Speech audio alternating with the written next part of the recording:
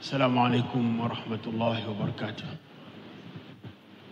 الحمد لله والصلاة والسلام على رسول الله وبعد.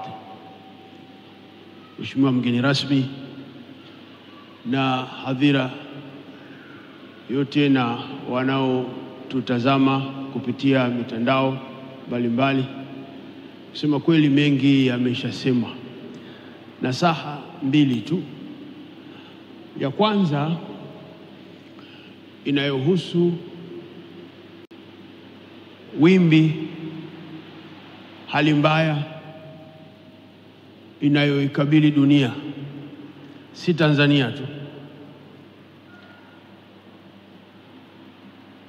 Sasa hivi kuna hali si nzuri ya kijamii duniani, Tanzania ikiwemo.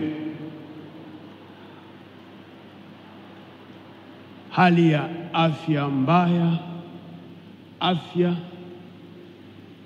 duni ya akili, afya duni ya akili.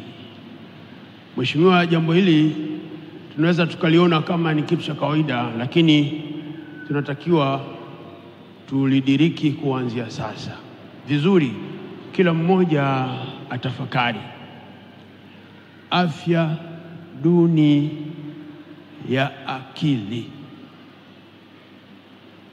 Akili za binadamu kwa sasa zimefunikwa,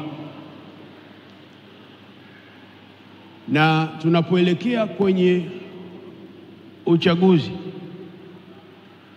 tuwachague watu ambao afya zao za akili ziko kiwango cha juu, kiwango kinachoridhisha.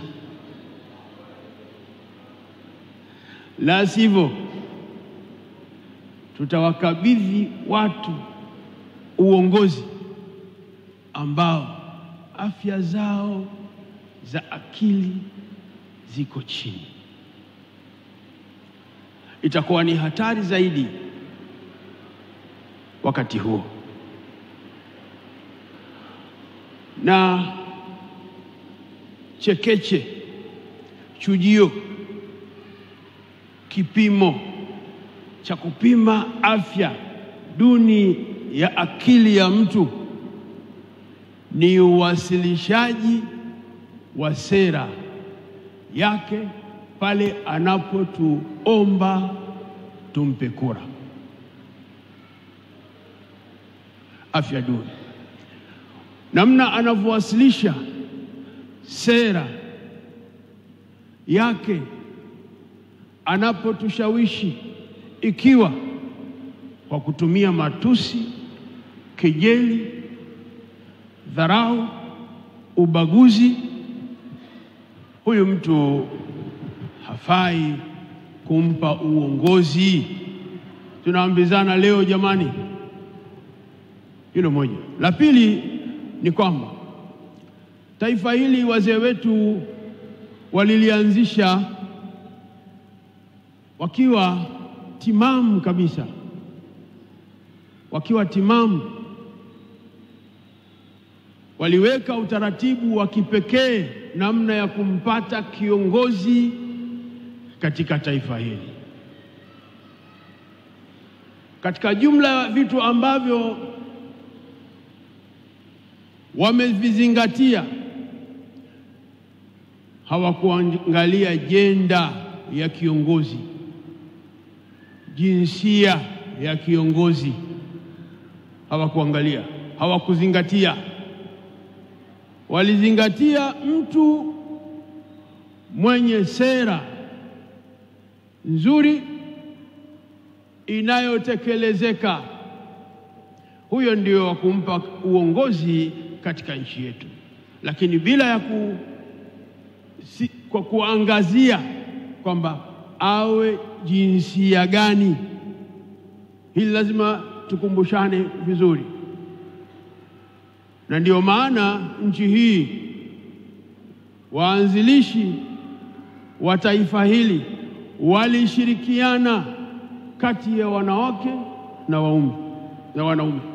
Rudini kwenye historia, mtaona nchi imejengwa, huku kuna Adamu, huku kuna Hawa. Nembo yetu ile inatukumbusha safari ya kujenga taifa hili. Kwa hiyo atakaye kuwa kiongozi mwanamke katika taifa hili, huo ndio msingi wa nini wa taifa letu. Muda wa kuwa watu waliridhia, wakampa uongozi wa kuendesha hili taifa. Misingi ya dini, ukabila,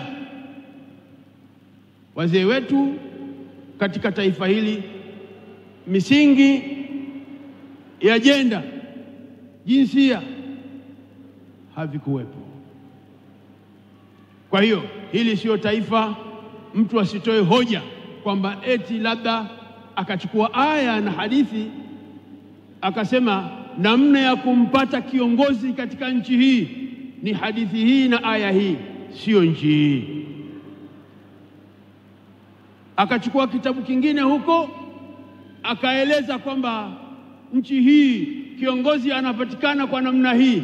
Sio nchi hii. Hili ni angalizo nalitoa kwenu kwamba tuna tatizo kubwa la afya ya akili. Nenda kwenye mitandao ndio utanielewa. Mitandao ndio kichujio kinachotuonyesha kwamba hali ni mbaya kiasi gani duniani na wala sio Tanzania. Mheshimiwa mgeni rasmi, nikualike uje uzungumze na waumini, uwape Eid Mubarak, uwaombee dua. Basi tukitoka hapa tukachinje. Yule ambaye hakuchinja atagawiwa na mwenzake aliyechinja. Tuendelee kuishi kama Watanzania. Karibu Mheshimiwa mgeni wetu rasmi, waziri mkuu wetu Majaliwa. Karibu.